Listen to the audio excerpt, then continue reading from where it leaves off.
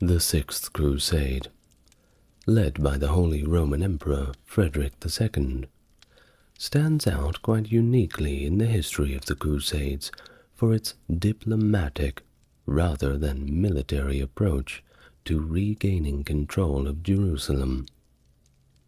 Frederick's negotiations with the Ayyubid Sultan of Egypt, Al-Kamil, resulted in a treaty that restored Jerusalem peacefully. Not only that, but Nazareth and Bethlehem were put back into Christian hands without a fight, an achievement that previous crusades had failed to accomplish through decades of warfare and losses. Well, how did they do it? You're about to find out. Hello and welcome to the channel. If you're new here, it's good to meet you. And if you're coming back, it's good to see you again. Well, if you'd like to support the channel, as always, Patreon links are in the description and comments. Otherwise, like, comment, and subscribe. Now, before we begin, do remember this is the 6th video in the series on the Crusades. So if you want to start from the beginning, go onto my channel's playlists and you'll find them in the medieval history section. So without further ado, let's get on to the 6th Crusade. First, we must understand how the 5th Crusade ended. Give us some context. The 5th Crusade concluded in 1221 without achieving its objectives, largely due to the absence of Frederick II, the Holy Roman Emperor, who had vowed to participate, but never showed up. His forces, which were sent to Egypt a little too late, could not salvage the campaign, marred by a lack of effective leadership. The delay persisted until Frederick's eventual actions years later. So a little bit earlier, after Pope Innocent III's death in 1216, his successor, Honorius III, gently reminded Frederick of his commitment, a stance that hardened under Gregory IX, who became Pope in March of 1227. Meanwhile, on the Muslim side, the Ayyubids in Syria and Egypt were embroiled in their own internal strife. Yet, the Sultan Al-Kamil's peace offer made during the crusade remained open, a chance that Frederick would later seize upon. Frederick's role in the aftermath of the 5th Crusade became crucial for Christendom's effort to retake Jerusalem. At his coronation as King of Germany in 1215, Frederick surprised many by taking up the cross, a vow he reiterated upon his crowning in Rome in 1220.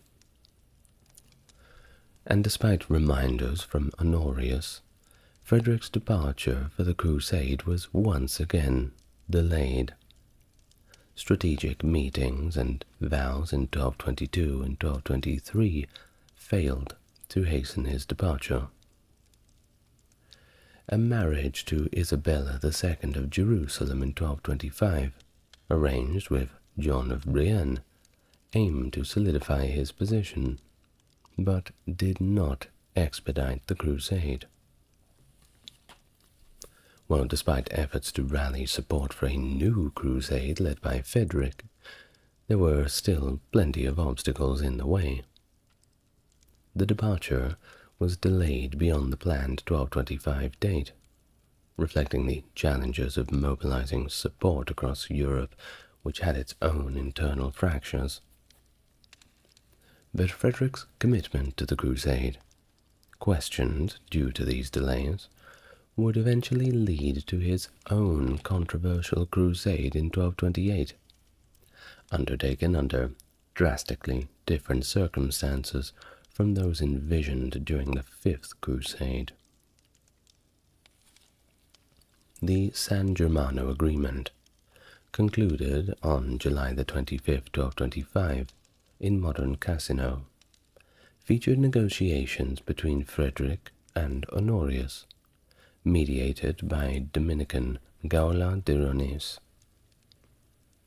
Frederick pledged to initiate a crusade by August 15th, 1227, to support 1,000 knights in Syria for 2 years, and to provide 100,000 ounces of gold, safeguarded by key figures such as Herman of Salza and John of Brienne, to be used for the Holy Land or returned upon his arrival in Acre.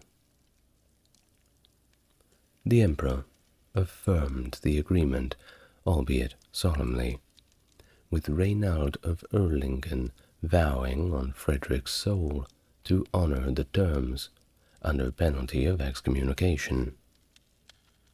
Frederick therefore reiterated his commitment in a letter to the Pope, accepting all of the consequences of non-compliance. Following the agreement with Honorius for a crusade before 1228, Frederick convened an imperial diet in Cremona to address heresy, organize the crusade, and restore imperial power in northern Italy. This prompted the reformation of the Lombard League, opposing Frederick's influence and leading to the cancellation of the diet. The situation was stabilized somewhat through a compromise facilitated by Honorius, involving the restoration of papal possessions in the Kingdom of Sicily back to the Pope. Frederick sought to undertake the crusade as the King of Jerusalem, marrying John of Brienne's daughter Isabella by proxy in August 1225 in Acre, later formalized in Brindisi on November the 9th, 1227. Disagreements, however, arose between Frederick and John regarding the kingship, with Frederick asserting his claim and proclaiming himself King of Jerusalem in December of 1225. John sought to support Rome, where Pope Honorius sided with him, but Frederick's claim was acknowledged by Jerusalemite lords, excluding the Ibelins, based on the Assizes of Jerusalem, which required the monarch's residence in the kingdom. Now, in preparation for his rule and the crusade, Frederick issued a royal decree granting privileges to the Teutonic Knights, putting them on equal footing with the Templars and Hospitallers. And if you want to know about them, I've made full videos about it. Go and have a look, it'll be in the medieval history playlist. Well, he also appointed Thomas of Aquino as the bailey of the kingdom, replacing Odo of Montbéliard. In November of 1222, John of Brienne, the first king of Jerusalem to travel to Europe, landed in Brindisi with several goals: to replenish the kingdom's depleted treasury, ensure future crusades weren't hindered by fragmented leadership, like the debacle they witnessed in Egypt, what an embarrassment, and, of course, to secure the kingdom's leading role in such endeavors. Despite appeals for aid in England and Spain, his efforts yielded very little. Even a promise made on a deathbed from Philip II of France drew from funds already designated for the Holy Land. Henry III of England's levy for the cause also appeared to garner limited resources. So, the Fourth Lateran Council's decree ad liberandum in 1215 had already established a public funding system for the Crusades, with disbursements from papal treasury significantly supporting the movement, alongside individual contributions from the crusaders. Of course, it didn't work out too well in previous times, but that's another story. Now, by 1220, though, Innocent II had centralized these distributions. However, from 1221 to 28, ecclesiastical funding for Frederick's impending crusade was nowhere to be found, compelling the emperor to finance the Sixth Crusade independently. The gold reserved after the San Germano agreement was quickly depleted due to delays, prompting Frederick to levy taxes in Sicily from 1228, though he did secure additional financial backing from Cyprus and leveraged his title as Jerusalem.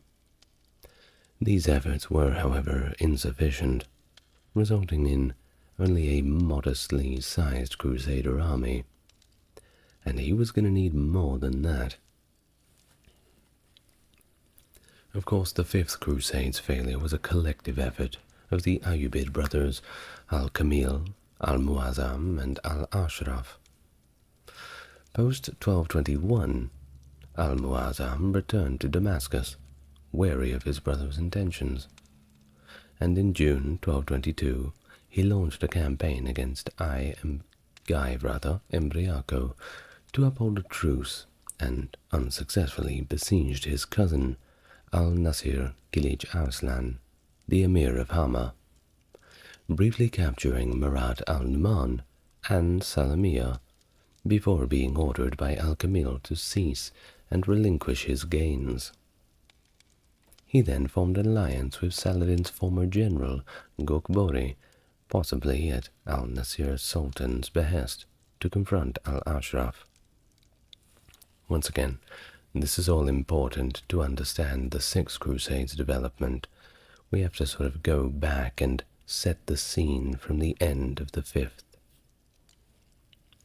Now, Al-Muzaffar Ghazi, stationed in Marafarikin, careful when you say that, and Aklat, lost Aklat to Al-Ashraf after a revolt. Then joining Al-Muazzam's rebellion, their uprising was swiftly suppressed by Al-Ashraf with support from Aleppo.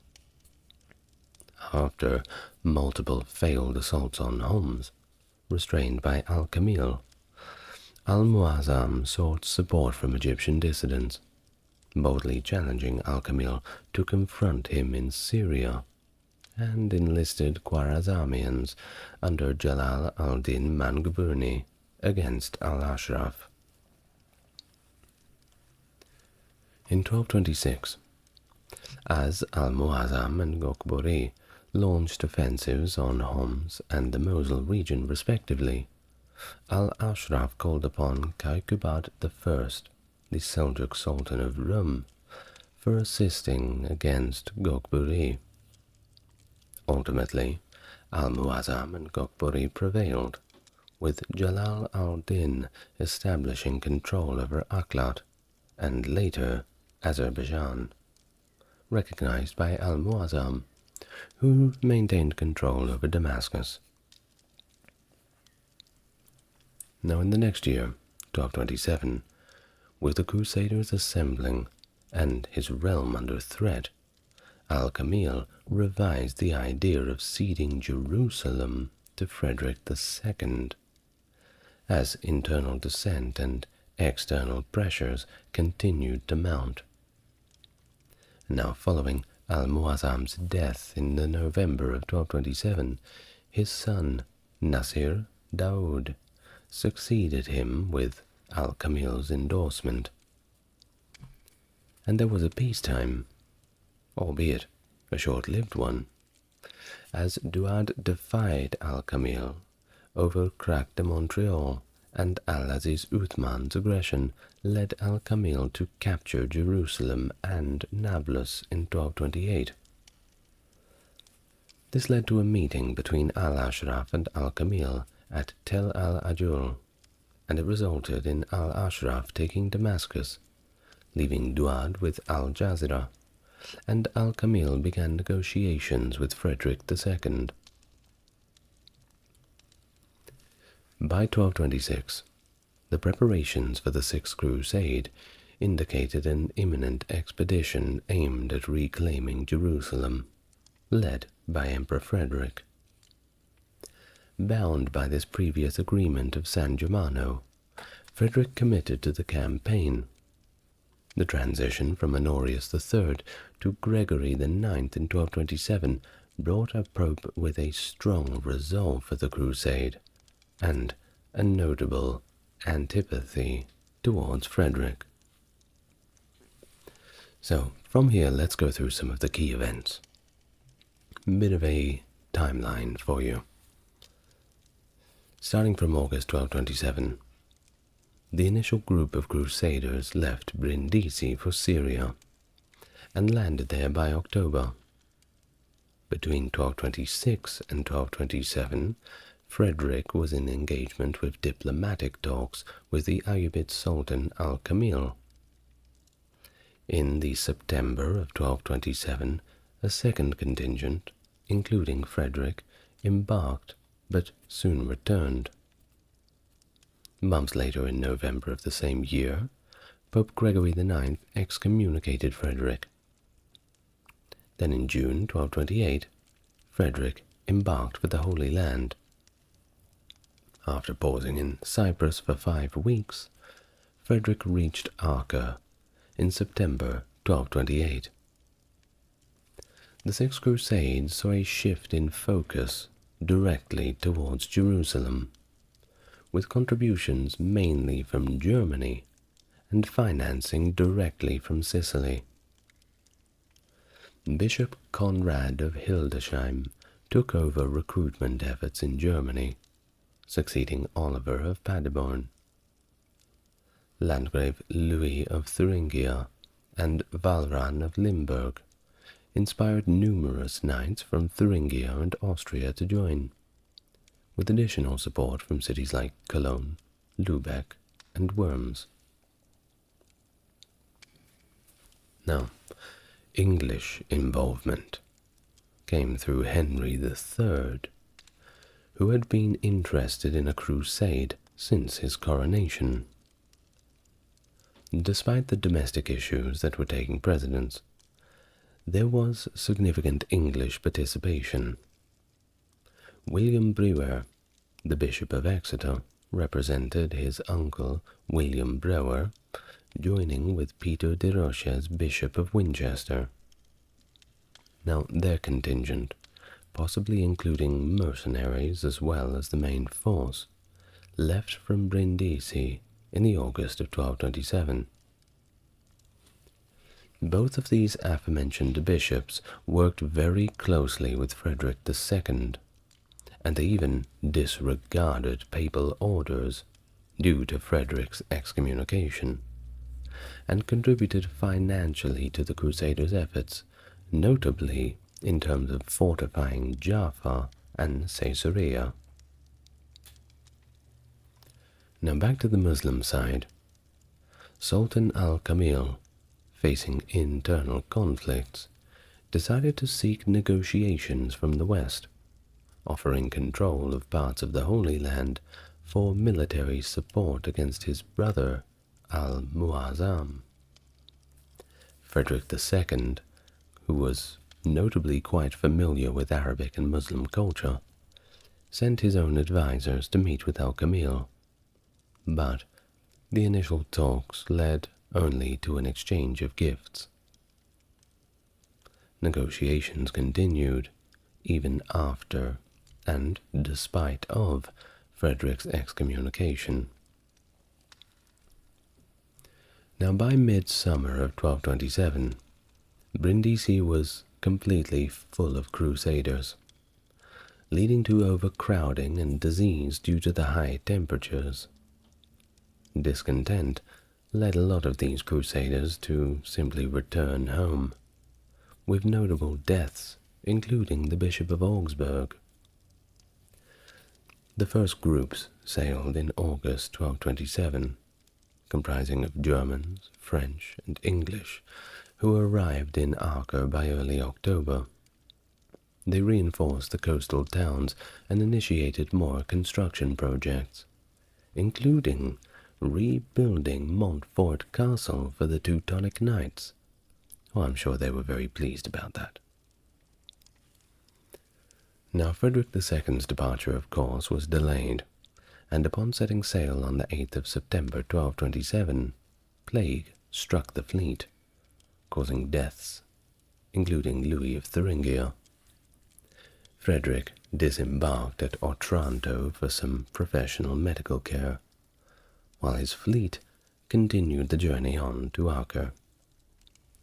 With Frederick's absence, somebody had to be in charge, so he had Henry IV of Limburg take the command until he was on the mend. Which leads us to early 1228. Al-Aziz Uthman of Banyas. Now, negotiations between Frederick and Sultan al-Kamil resumed in secret, causing unease among the German crusaders, and upon learning of al-Muazzam's death in November 1227, Frederick sent Richard Filangieri with reinforcements to Syria, planning his departure for spring 1228. In a final attempt to reconcile with Pope Gregory IX, Frederick dispatched Archbishop Albert I of Kaffenberg and 2 Sicilian justiciars to negotiate with the Pope, but he was having none of it. It was to no avail.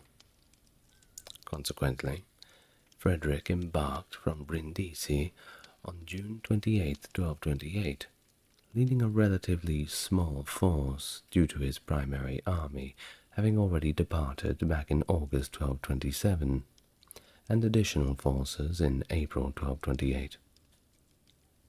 Notably, Guerin de Montaigu, the Hospitaller Master, who had influenced the Pope to end the truce with the Muslims, refused to join the excommunicated emperor, prompting Bertrand de Thessy to take his place.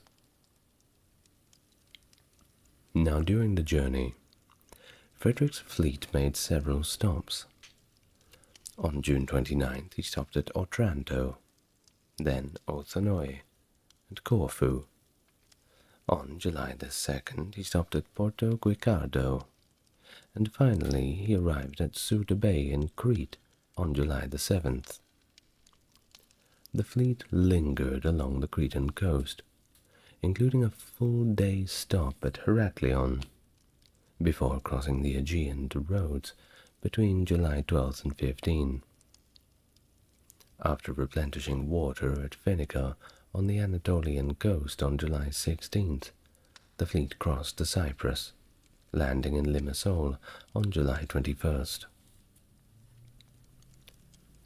Cyprus had been an imperial fief since Emperor Henry VI, Frederick's father, had recognized Aimery of Lusignan as king just before the German Crusade of 1196. Following Aimery's death in 1205, his widow, Alice of Champagne, became regent for their son, Henry I.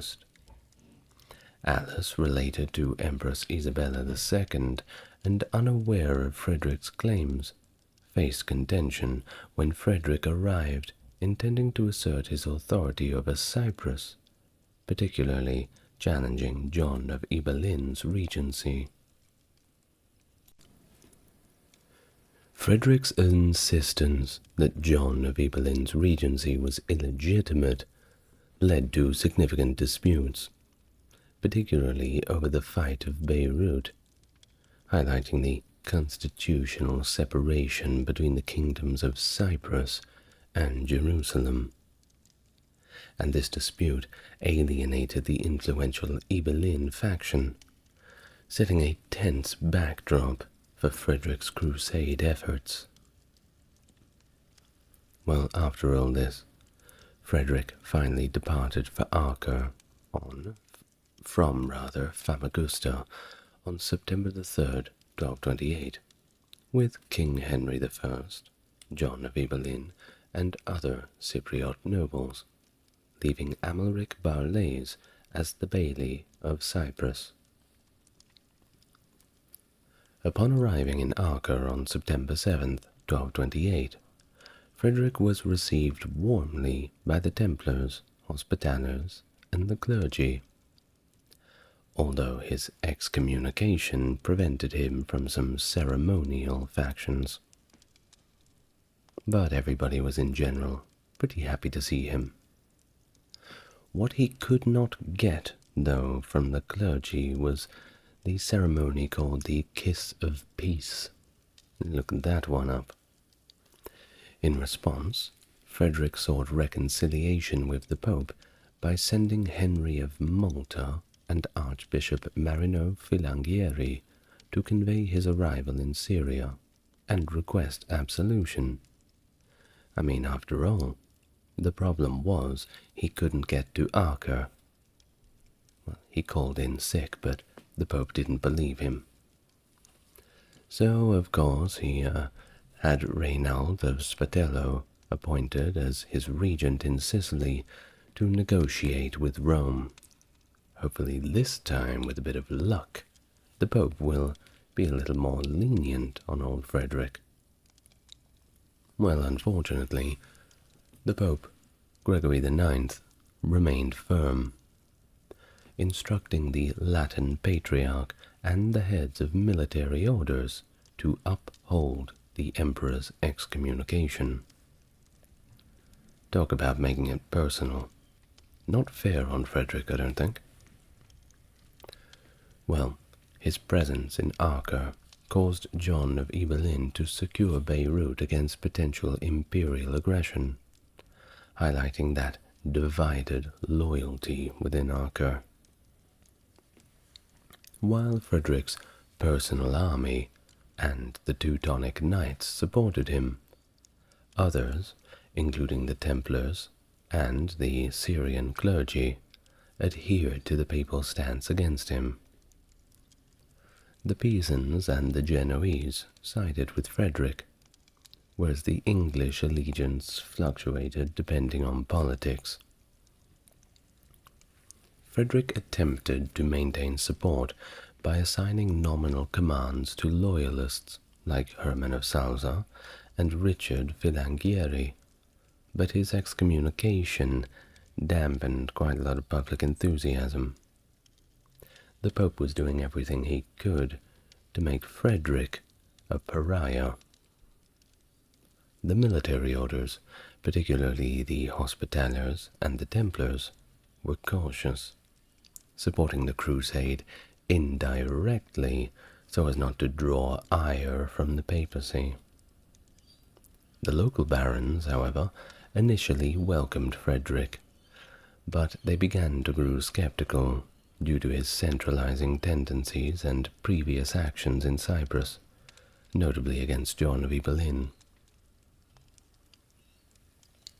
With a modest force that was incapable of decisive action, and facing potential threats to his realm from Pope Gregory IX, Frederick recognized that his campaign would have to rely on diplomacy rather than the strength of arms. Fortunately, Frederick was quite the talker. After settling conflicts within Syria, Al-Kamil was in a stronger position than when he initially offered a deal to Frederick. However, he likely was not aware of the diminished size of Frederick's army, and if he was, he may have seen things a little differently. Now, recognizing that negotiation was his best chance for success due to his limited military capability, Frederick communicated his presence in the Holy Land to Al-Kamil through envoys Thomas of Aquino and Balian of Sidon. Al-Kamil's response was polite, but non-committal. Subsequent discussions took place with Al-Kamil's representatives at the Hospitaller camp near Acre. During this time, Al-Kamil moved closer to the negotiation site. Frederick attempted to leverage his limited forces as a threat, hoping to pressure Al-Kamil into honoring a previously discussed agreement for the return of the city of Jerusalem. Despite his excommunication, Frederick was indirectly supported by the leaders and governing structure of groups like the Templars and Hospitallers during a march intended to show a great deal of force. However, the campaign was complicated by John of Brienne's actions in Italy, posing a threat to Frederick's holdings there and pressuring him to conclude his business in the Holy Land swiftly. Al-Kamil, meanwhile, was preoccupied with a siege in Damascus, which possibly made him a little bit more inclined to come to the negotiation table. Eventually, he consented to hand over Jerusalem and a coastal corridor to the Crusaders. This treaty, finalizing on the 18th of February 1229, initiated a 10-year peace, witnessed by English bishops Peter de Roches and William Brewer. Though no complete version of the treaty exists, either in Latin or Arabic, it is known that Al-Kamil did relinquish control of Jerusalem. Notably, this excluded certain Islamic holy places that they kept for themselves.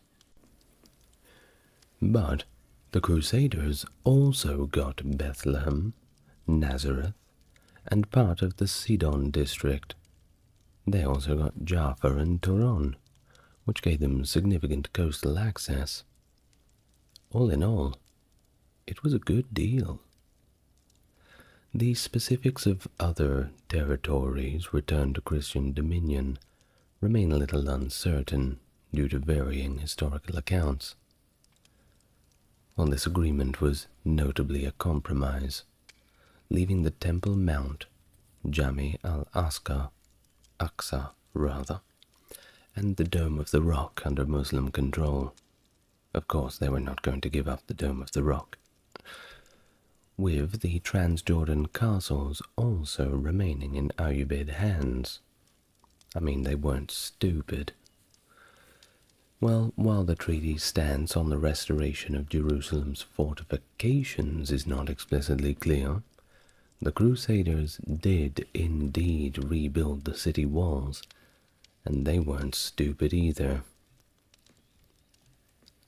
Referred to at times as the Treaty of Jaffa, this accord is part of a broader agreement among Ayyubid rulers at Tel Ajul near Gaza, making the pact with Frederick rather an extension of these discussions. Thus also known as the Treaty of Jaffa and Tel Ajul.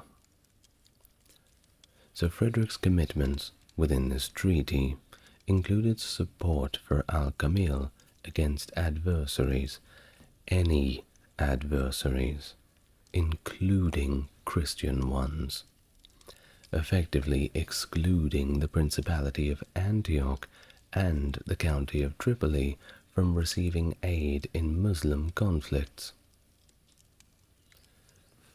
The conditions regarding the military orders and the lands of Bohemond IV of Antioch reflect their reluctance back to Frederick, with an agreement to maintain the status quo and prohibit external assistance.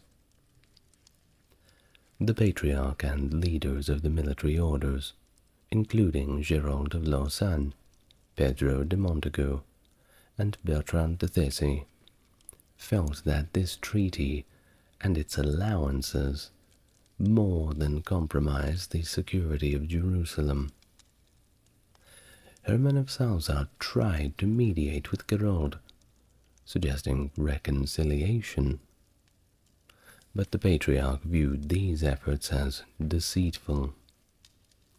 And of course, the Crusader states, well, they weren't as united as the movies will try and tell you. In fact, most of the time they were at each other's throats. If they weren't busy fighting Muslims, they were busy fighting each other. And sometimes they were doing both on the same day. Now, he attempted to block Frederick's entry in Jerusalem, Hermann of Salza, this is, by warning of excommunication for the army and declaring an interdict over the entire city. But despite these efforts, and the sending of Archbishop Peter of Caesarea to intercept the army, didn't work. He was unsuccessful. So, Frederick triumphantly entered Jerusalem on the 17th of March, 1229, formally accepting the city's surrender from Al-Kamil's representative. The following day, he visited the Church of the Holy Sepulchre, and, in an extremely controversial move, he crowned himself, possibly with the imperial crown, signaling his claim over Jerusalem. It was not received well. The act was seen as contentious, especially without the Patriarch's presence, raising concerns about its legitimacy as an official coronation. Frederick's statement during the ceremony, which was read by Hermann of Salza, reportedly attributed his excommunication to the Pope's advisors rather than the Pope himself. While Frederick, still wearing his crown apparently, visited the Hospitaller's palace to discuss Jerusalem's fortifications with English bishops and military order members. Archbishop Peter of Caesarea arrived on the 19th of March 1229 to impose an interdict, but that ultimately was refrained. Frederick's interest in Jerusalem, little by little, began to diminish, and he faced hostility from Acre's populace, who reportedly pelted him with rotten fruits and any garbage they could get their hands on. Just goes to show you how popular the, quote, king, unquote, was. Well, Odo of Montbéliard and John of Ibelin intervened to calm the situation, but, well, opinion polls are always rather cruel. On the 1st of May, 1229, Frederick left Acre bound for Cyprus, where he attended the proxy wedding of Henry I of Cyprus to Alice of Montferrat. He returned back to Brindisi on the 10th of June, 1229, with the Pope learning of his departure from the Holy Land only about a month later. By autumn, Frederick had regained control over his empire. He even had his excommunication lifted on the 28th of August 1230, following the Treaty of San Germano. Frederick also restored confiscated properties to the Hospitallers and Templars in Sicily. Well, to sum up, the outcome of the Sixth Crusade elicited a pretty mixed reception across the Christian and Muslim worlds. Frederick II, in a letter to Henry III of England, celebrated the Crusade as a monumental triumph. He highlighted these successful negotiations and peaceful reclaimants of Jerusalem, positioning it as a testament to his diplomatic skills and leadership. Conversely, a starkly different perspective was presented in a letter penned by the Patriarch Gerald of Lausanne, which was addressed to all the faithful. This correspondence castigated Frederick's approach and questioned the genuine success of the crusade, hinting at a more complex and less favorable outcome from the Christian standpoint. I think it's a bit harsh. I think he did pretty good, considering the circumstances. Well, we can't just talk about the Christian side. On the Muslim side, the reaction to the treaty was, of course, equally complex. Sultan al-Kamil, who had negotiated the agreement with Frederick, found more than a few reasons to be satisfied with the outcomes, primarily because it allowed him to concentrate on the internal conflicts and threats that were threatening his rule. However, chroniclers and historians in the Islamic world seemingly lambasted the treaty as a catastrophic setback, interpreting it as a significant loss and even a dishonor to the Muslim defense against the Crusaders. The blame squarely placed on al-Kamil, with critiques extending both to the Sultan for his decisions and Frederick for exploiting the situation to his advantage, reflecting a deep-seated resentment and disappointment within the Muslim narrative. All in all, I think we can chalk this one up for a win to the Christian side. The 10-year truce established by the treaty, set to expire in 1239, prompted Pope Gregory IX to issue a call for another crusade. They just can't help themselves, can't they? Well, this was aimed to secure the Holy Lands for Christendom in a more permanent fashion. And yeah, I suppose that the truce was for both sides. The Muslims were waiting for it to end, and the Christians were waiting for it to end, so they could get back to the good old Holy War. Well, after this, it led to the initiation of what is called the Barons' Crusade, which I will cover, a somewhat disorganized but very ambitious military expedition. And despite limited support from Frederick and the Pope, it managed to capture significant territories, and it even surpassed the territorial gains of the Sixth Crusade. But we'll have to talk about that in the next video, won't we? Well, thank you very much for joining me today. It's once again been a pleasure to walk you through all of this. And I'd like to thank my Mega Chat tier patrons, that is Jeffrey, JC, and Stark Factory. Thank you very much, guys, for your glorious contribution. If you'd like to make your contribution, you need only follow the links and you know what to do. But until next time, there's plenty more crusades to talk about, and despite the intensity of the creation of all this content, we're not slowing down. We're not running out of history. There's plenty more tales to tell. It never ends. Good night, everyone. Look after yourself.